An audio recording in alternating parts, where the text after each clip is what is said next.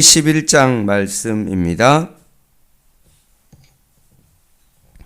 민수기 11장 말씀 한 절씩 교독하겠습니다.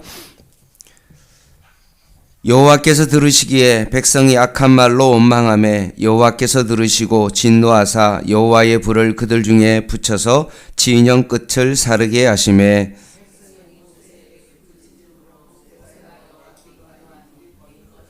그곳 이름을 디베라라 불렀으니 이는 여호와의 불이 그들 중에 붙은 까닭이었더라.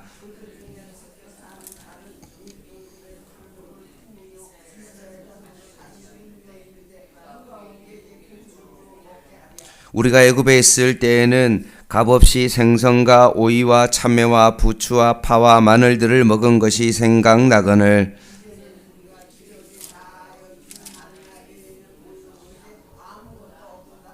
만나는 가시와 같고 모양은 진주와 같은 것이라.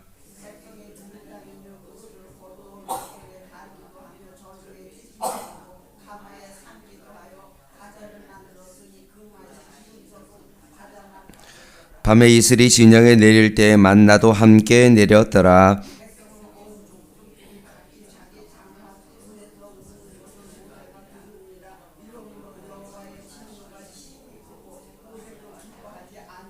모세가 여호와께 여짜오되 어찌하여 주께서 종을 괴롭게 하시나이까? 어찌하여 내게 주의 목전에서 은혜를 입게 아니하시고 이 모든 백성을 내게 맡기사 내가 그 짐을 지게 하시나이까?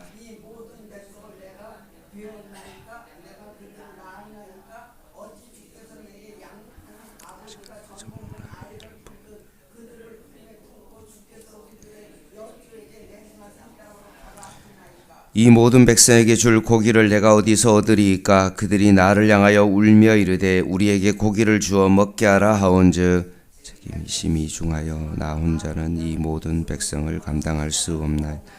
주께서 내게 이같이 행하실진대 구하옵나니 내게 은혜를 베푸사 즉시 나를 죽여 내가 고난당함을 내가 보지 않게 하옵소서. 여호와께서 모세에게 이르시되 이스라엘 노인 중에 내가 백성의 장로와 지도자가 될 만한 자 70명을 모아 내게 데리고 해막에 이르러 거기서 너와 함께해서 내가 강림하여 거기서 너와 말하고 내게 임한 영을 그들에게도 임하게 하리니 그들이 너와 함께 백성의 짐을 담당하고 너 혼자 담당하지 아니하리라.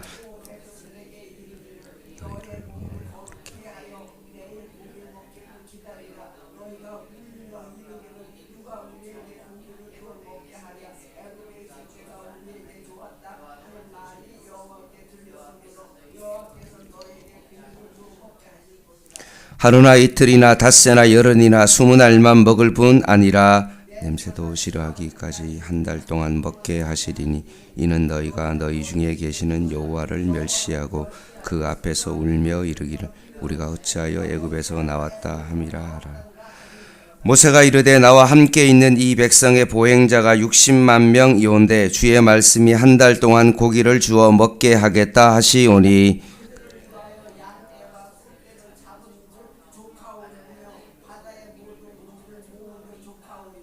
여호와께서 모세에게 이르시되 여호와의 손이 짧으냐? 내가 이제 내 말이 내게 응하는 여부를 보리라. 모세가 나가서 여호와의 말씀을 백성에게 알리고 백성의 장로 70인을 모아 장막에 둘러 세움. 여호와께서 구름 가운데 강림하사 모세에게 말씀하시고 그에게 임한 영을 70 장로에게도 임하게 하시니 영이 임하실 때에 그들이 예언을 하다가 다시는 하지 아니하였더라. 그 기명된 자 중 엘다시라 하는 자와 메다시라 하는 자 두 사람이 진영에 머물고 장막에 나아가지 아니하였으나 그들에게도 영이 임하였으므로 진영에서 예언한지라. 한 소년이 달려와서 모세에게 전하여 이르되 엘다과 메다시 진중에 예언하나이다 하매 택한 자 중 한 사람 곧 모세를 섬기는 눈의 아들 여호수아가 말하여 이르되 내 주 모세여 그들을 말리소서. 모세가 그들에게 이르되 내가 나를 두고 시기하느냐? 여호와께서 그의 영을 그의 모든 백성에게 주사 다 선지자가 되게 하시기를 원하노라. 바람이 여호와에게서 나와 바다에서부터 메추라기를 몰아 진영 곁 이쪽 저쪽 곧 진영 사방으로 각기 하루길 되는 지면 위에 2규빗쯤에 내리게 한지라.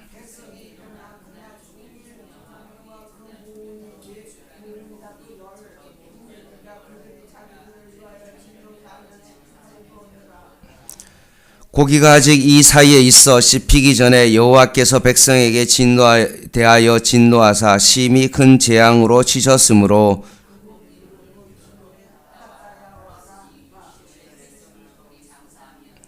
같이 읽겠습니다. 백성이 그브롯 핫다와에서 행진하여 하사롯에 이르러 거기 거하니라. 아멘.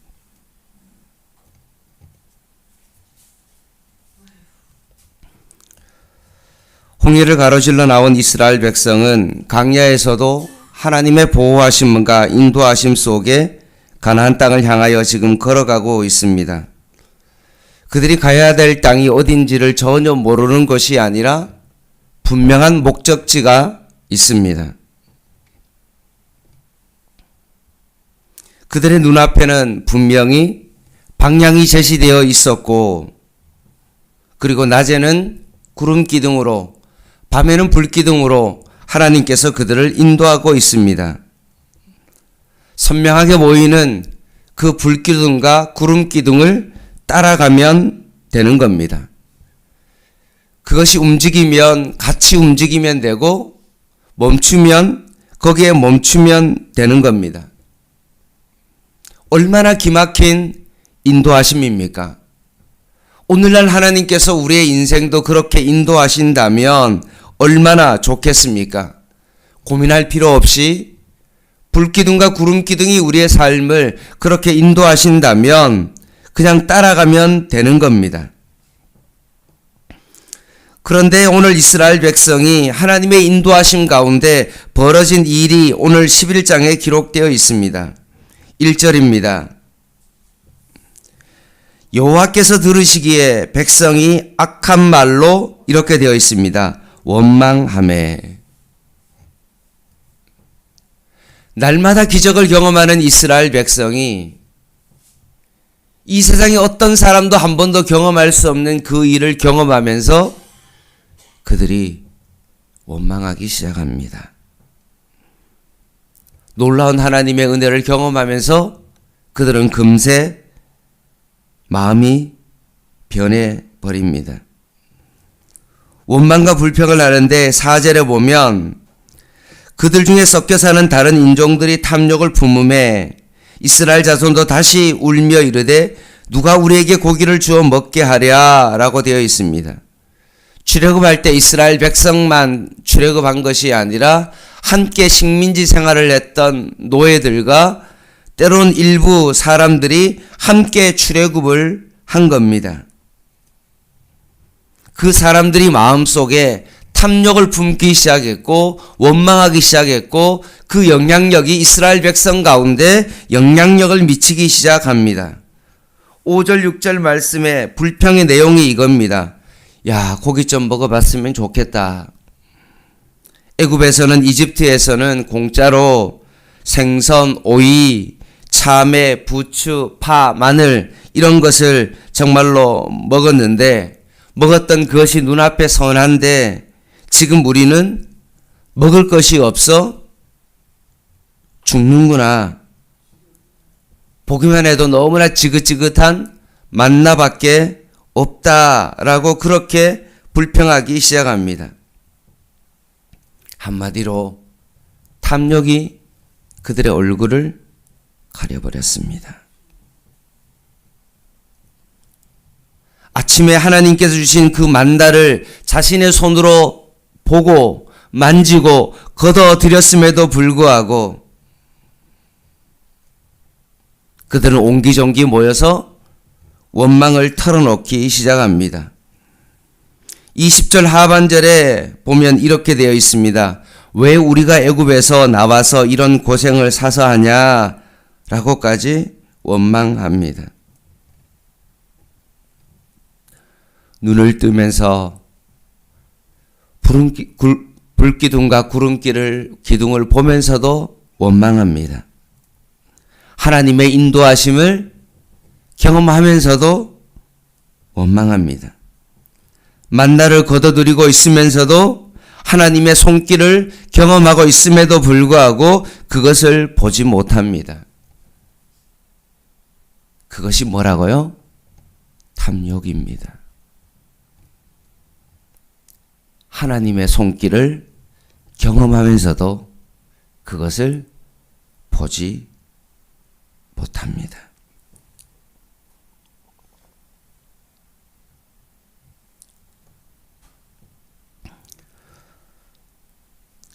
오늘날 많은 신앙인들도 탐욕이 자신의 마음 가운데 들어오면 결국 우리의 마음 속에 다툼과 분쟁이 시작되어집니다. 그래서 이권과 권력의 수단과 방법으로 교회와 교권이 타락하게 되어지는 것입니다. 오늘 나에게 주어진 것을 감사하지 못하고 어떻게 하면 또 더 좋은 것을 얻기를 원하고 더 많은 것을 얻기를 원하고 더 화려한 것을 얻기를 원하고 가치 있는 것이 주어졌음에도 불구하고 거기에 만족하지 못하는 우리의 삶을 바라보게 되어집니다. 분명히 우리가 가진 것으로도 충분히 감사할 수 있고 하나님의 은혜가 있음에도 불구하고 더 많은 것을 가지려 하고 자꾸 다른 사람이 가진 것을 내가 더 가지려고 함으로 말미암아 그 탐욕이 우리의 시선을 가려버리고 우리의 길을 가려버리고 우리의 마음을 가려버리기 때문에 그렇습니다. 그래서 이스라엘 백성이 날마다 기적을 경험함에도 불구하고 그들의 삶 가운데는 감사가 없고 원망이 생겨버린 겁니다. 이런 이스라엘 백성을 향하여 하나님의 처방이 나옵니다. 이들의 원망이 얼마나 컸으면 모세가 15절 말씀에 하나님 앞에서 이런 말까지 합니다. 하나님, 차라리 내 목숨을 거두어 달라라고까지 합니다. 이거는 뭐 한두 사람이 그냥 불평한 정도가 아니라 모세가 정말 하나님 앞에서 죽여달라라고까지 할 정도로 원망이 온 백성 전역에 퍼진 겁니다.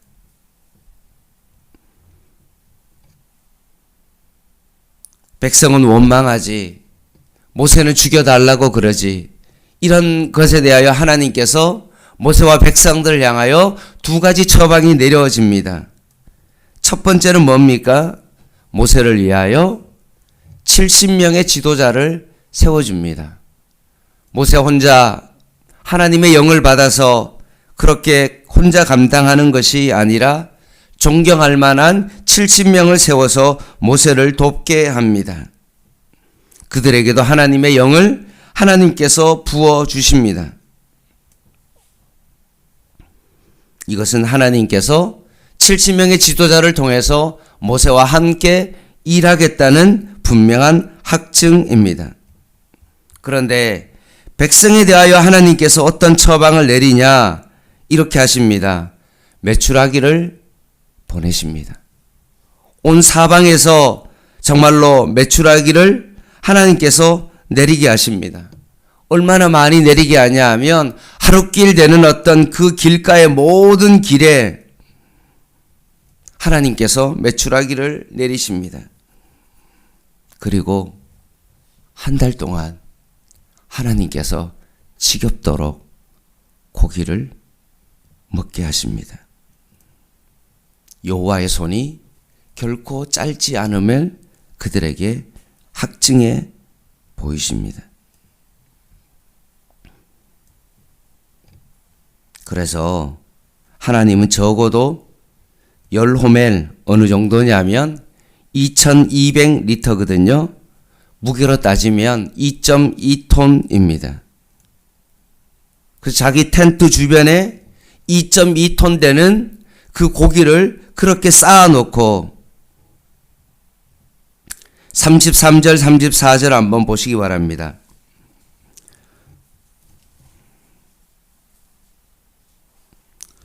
고기가 아직 이 사이에 입혀 있어 씹히기 전에 여호와께서 백성에게 대하여 진노하사 심히 큰 재앙으로 치셨으므로 그곳 이름을 기브롯 핫다라 불렀으니 욕심을 낸 백성을 거기 장사함이었더라.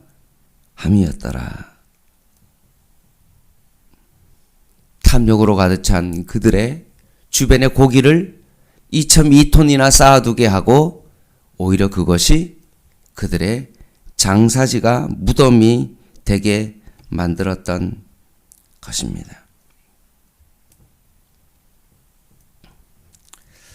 말씀을 마무리하겠습니다. 탐욕으로 눈이 먼 이스라엘 백성은 날마다 하나님의 기적을 경험했던 그 장소가 어떻게 되었죠? 결국 그들의 무덤이 되었습니다. 죽음의 땅으로 변해진 거죠. 날마다 만나를 통하여서 하나님의 기적을 경험하고 강야 생활을 할 수 있는 하나님의 양식이 있었음에도 불구하고 매일마다 하루치 양식을 통하여서 그들이 살 수 있는, 늘 하나님이 없이는 살 수 없는 그런 백성으로 강야에서 하나님께서 훈련시키고 계시는데 그 하나님의 은혜를 경험하면서도 불구하고 탐욕으로 눈이 가리워지고 원망하고 불평하자 그 은혜의 땅이 어떻게 됐습니까? 저주의 땅으로, 탐욕의 무덤으로 바뀌어졌다는 것입니다.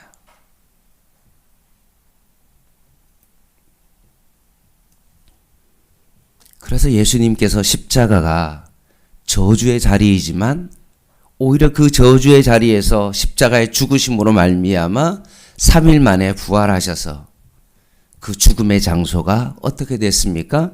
부활의 장소로, 빈 무덤으로 바뀌어진 것입니다.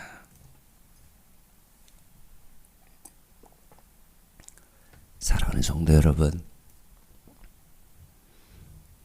내가 있는 자리는 하나님의 은혜가 머무른 자리이고 하나님께서 나에게 생명 주시고 내가 살 수 있는 어떤 터전을 주신 그 자리 가운데 감사하지 아니하고 내가 원망하고 불평하면 그 자리는 죽음의 자리로 바뀌어지는 것입니다.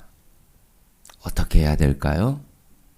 성령께서 우리 안에 계심으로 말미암아 우리의 자리가 얼마나 은혜의 자리이고 내가 오늘 이 아침에 이 예배에 나올 수 있다는 그 자체가 바로 하나님 앞에 감사의 자리고 오늘 하루 내가 보고 듣고 생각하고 살아가는 이 모든 것들이 하나님의 은혜임을 다시 한번 고백하게 되어지는 것입니다.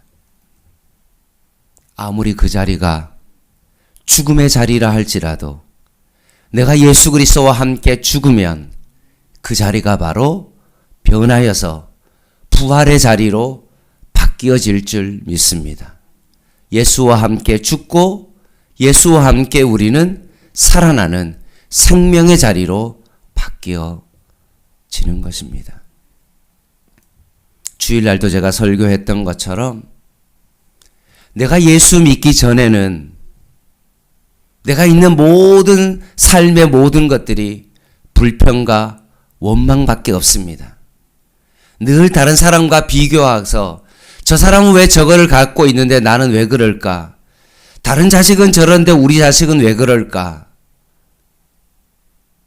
라고 늘 비교하고 원망하고 불평할 수밖에 없습니다.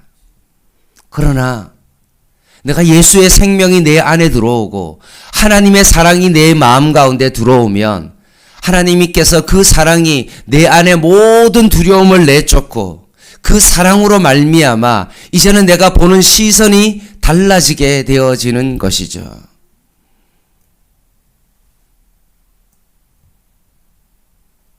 오늘도 내가 호흡할 수 있음에 감사하고 나에게 가정이 주어졌음을 인하여 감사하고 나에게 자식이 있음으로 인하여 감사하고 내가 오늘도 그래도 일할 수 있는 일터가 있음에 대하여 감사하며 살아갈 수 있는 겁니다. 예수의 생명이 내 안에 들어오면 내가 보는 눈이 달라지고 듣는 귀가 달라지고 내 마음이 달라지는 겁니다. 그래서 요셉이 나를 죽이고 나를 배반했던 그 형들에 대하여 형들이 나를 보낸 것이 아니라 하나님이 나를 이곳으로 보내셨다. 환경을 바라보는 시선이 달라진 거죠.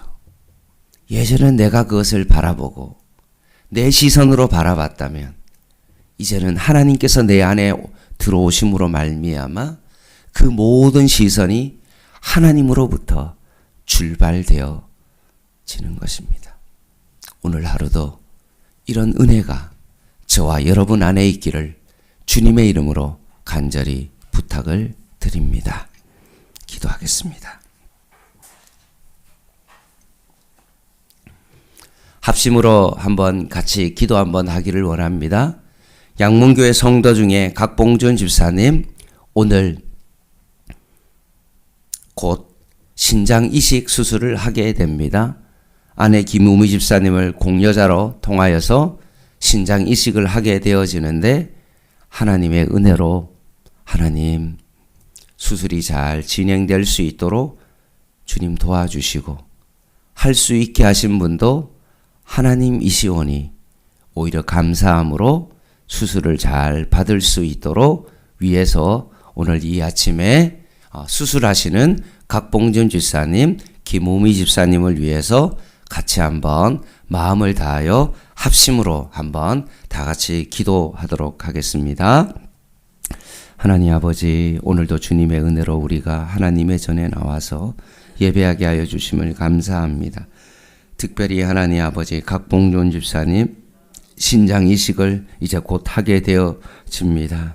하나님 아버지 11년에 들어가서 또 하나님 아버지 수술을 준비하고 또 김우미 집사님 어제 또 입원하여서 이제 신장을 하나님 이식할 수 있는 하나님 아버지 모든 것들을 준비하고 이제 하나님 곧 수술을 받을 텐데 하나님 아버지 신장 이식이 잘 되어질 수 있도록 하나님께서 은혜 베풀어 주시고 수술에 하나님 부작용이 생기지 않도록 주님 도와주시고 수술 이후에도 하나님 아버지 잘 회복될 수 있도록 하나님께서 은혜 베풀어 주시옵소서. 하나님 이렇게 수술 받을 수 있게 된 것도 하나님의 기적이요 은혜임을 고백하며 다시 한번 하나님 아버지 나에게 새 생명 주신 그 하나님 앞에 감사함으로 수술을 잘 받을 수 있도록 도와주시고 이렇게 성도들의 이 기도와 합심의 기도의 응답이 하나님 오늘도 온전히 이루어질 수 있도록 주님 역사하여 주시고 주님 붙잡아 주시옵소서.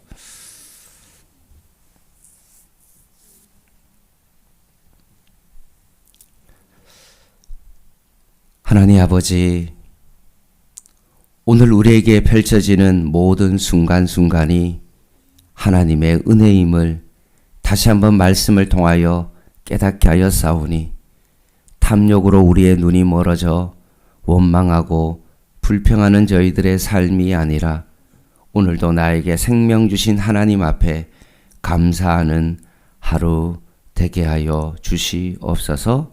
성령께서 우리의 눈의 시선을 바꾸어 주시고 듣는 귀를 바꾸어 주시고 우리 하나님 입에 하나님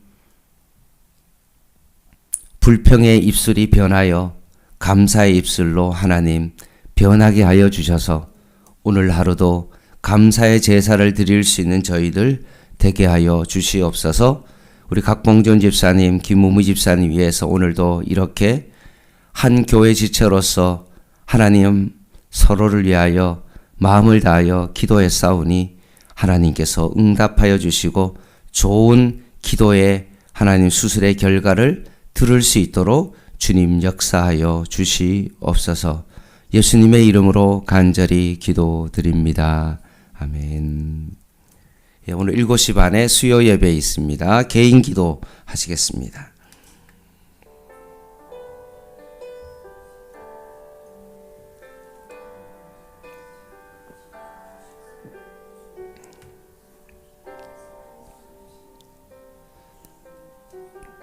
하나님,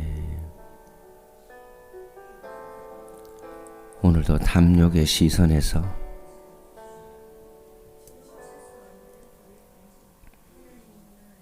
하나님의 도움으로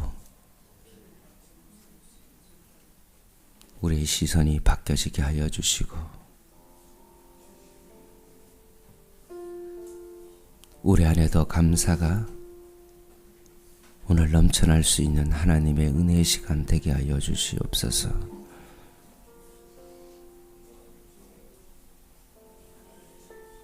하나님 아버지, 주님의 은혜를 바라보며 오늘도 주님의 은혜로 기도하며 주님 앞에 믿음으로 나아가게 하여 주시고, 더 주님 앞에 매달릴 수 있는 귀한 은혜의 시간 되게 하여 주시옵소서.